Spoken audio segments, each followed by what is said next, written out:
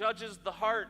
Motive matters, and he says, I want people who give cheerfully, but also gratefully. That we understand and we remember where we would be if it wasn't for God.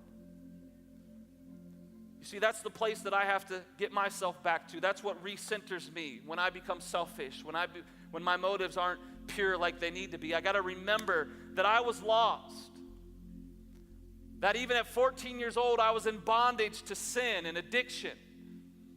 And that God came in and through an invitation began to do a work in my life and began to do a work in my family. You see, I was doomed for destruction, and God saved me, that he redeemed me, that I came to a knowledge of who he was, and that Jesus paid for my debt.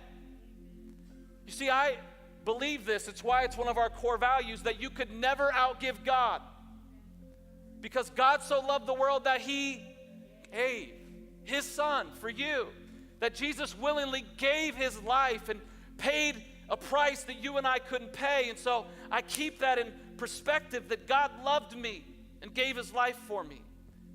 But not only that, then he gave me a purpose. You see, then I discovered what I was created for.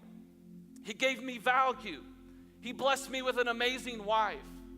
He blessed me with amazing children that I get the opportunity to love and care for and lead them. He blessed me with an amazing church of people that I get to do life with, that I literally enjoy every activity we do together because I'm with people that I truly love and care about. He's given me this. He's the one who's blessed me. You see, it's not an obligation to give of myself and of my resources to the work of the Lord, because I know beyond a shadow of a doubt, without him, I'm nothing.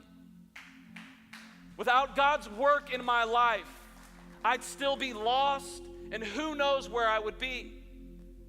I've realized, and I've come to this realization, that if it wasn't for God, I would be lost, bound up, enslaved to this world, so far from the blessed life.